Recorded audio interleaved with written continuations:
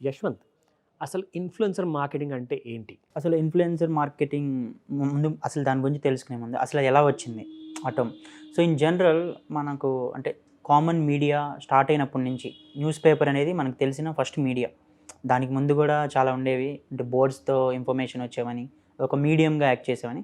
But news paper మనకు తెలిసిన ఒక ప్రైమరీ మీడియా. కరెక్ట్. సో, మనకందరికీ ఒక డౌట్ ఉండొచ్చు. న్యూస్ పేపర్స్ అసలు ఎలా ఎర్న్ చేస్తాయి? న్యూస్ పేపర్ ఏజెన్సీస్ కానీ న్యూస్ పేపర్ రన్ చేసేవి ఎలా ఎర్న్ చేస్తాయి? జస్ట్ ఆ పేపర్ కాస్ట్‌తోనేనా? అంటే మనకు తెలిసే ఒక 4, 5 ఇయర్స్ ముందే 1.5 రూపీస్‌తో హిందీ న్యూస్ పేపర్ వేసేది. అవును. సో, ఆ 1.5 రూపీస్‌తోనే వాళ్ళు ప్రాఫిట్ ఎర్న్ చేస్తారా? ఆఫ్‌కోర్స్ అవి చాలా కాపీస్ పోయినా కూడా అంటే ఆన్సర్ ఈజ్ నో. ఎందుకంటే వాళ్ళకి ప్రైమరీ సోర్స్ అడ్వర్టైజింగ్. మనం చూస్తే ఏ న్యూస్ పేపర్‌లో చూసినా కంటెంట్ కన్నా కూడా యాడ్స్ ఎక్కువ ఉంటాయి. మనం సరిగ్గా గమనిస్తే కంటెంట్ కన్నా యాడ్స్ ఎక్కువ ఉంటాయి. సో, అడ్వర్టైజింగ్ మాత్రమే పే చేస్తుంది. సో, అలానే మనం దాని తర్వాతకొస్తే మనకు తెలిసిన సెకండ్ ప్రైమరీ మీడియా ఈ న్యూస్ ఛానల్స్ కానీ ఆర్ టెలివిజన్ మీడియా. సో, వీళ్ళు కూడా ఎలా ఎర్న్ చేస్తారంటే మ్యాక్సిమం ఇప్పుడు మూవీస్ కానీ, సీరియల్స్ కానీ, న్యూస్ కానీ వీటిలతో వాళ్ళు ఎర్న్ చేసేది ఉంటుంది. బట్ దాంతోనే ఎర్న్ చేయరు. కంప్లీట్ మిడిల్‌లో రన్ చేసే యాడ్స్, స్క్రోల్ చేసే యాడ్స్. సో, ఈ అడ్వర్టైజ్మెంట్‌తోనే ప్రైమరీ రెవెన్యూ అనేది ఉంటుంది. సో, ఇలాగా మనం ఏ మీడియా హౌస్ రన్ చేయాలన్నా కూడా అడ్వర్టైజింగ్ అనేది ఇంపార్టెంట్. ఇప్పుడు ఎవ్వరు మనకు అడ్వర్టైజింగ్ ఇవ్వట్లేదు, ఎవరు మనకు పే చేయట్లేదంటే అయిపోయింది. End of that media. Yeah! So, ఇప్పుడు మనం కామన్‌గా వింటున్నది ఇన్‌ఫ్లుయెన్సర్ మార్కెటింగ్ అని. సో, ఇన్ జనరల్ మార్కెటింగ్ అంటే మన గురించి మనం అడ్వర్టైజ్ చేయడమే మనం మార్కెటింగ్ అంటాం. దానికి మల్టిపుల్ వేస్ ఉంటాయి.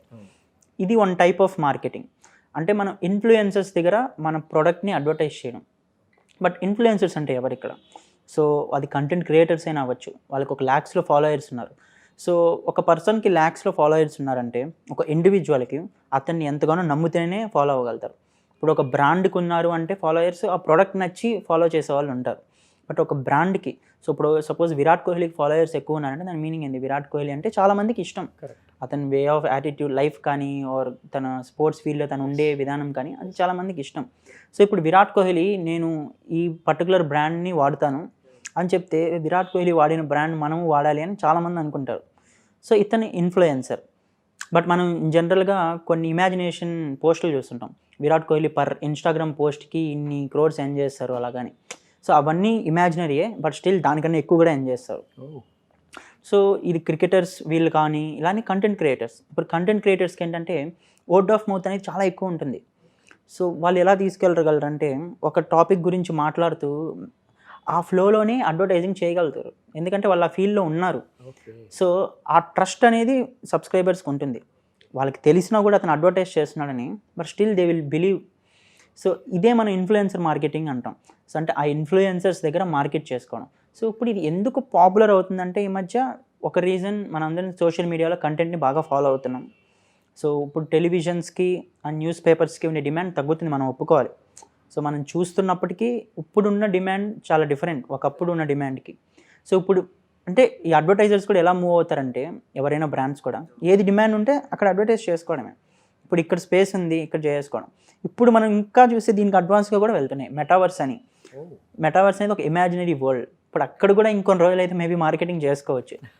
బట్ స్టిల్ ఇన్‌ఫ్లుయెన్సర్స్ అనేది ఇప్పుడు చాలా మంచి డిమాండింగ్ పొజిషన్‌లో ఉన్నారు ఈ అడ్వర్టైజింగ్ స్పేస్‌లో. సో, ఇన్‌ఫ్లుయెన్సర్ మార్కెటింగ్ అంటే ఒక ఇన్‌ఫ్లుయెన్సర్ దగ్గర మన ప్రొడక్ట్‌ని అడ్వర్టైజ్ చేసుకోవడం. సో, కంటెంట్ క్రియేటర్స్ చాలామంది అవ్వాలనుకుంటున్నారంటే వాళ్ళకి మెయిన్ సోర్స్ ఇదే. సో, ఇది ఒక మంచి ఇన్‌కమ్ సోర్స్‌గా అనుకొని చాలామంది కంటెంట్ క్రియేటర్స్ సక్సెస్ అవుతున్నారు. సో, ఇన్‌ఫ్లుయెన్సర్ మార్కెటింగ్ లేదంటే content creator is normal content creator.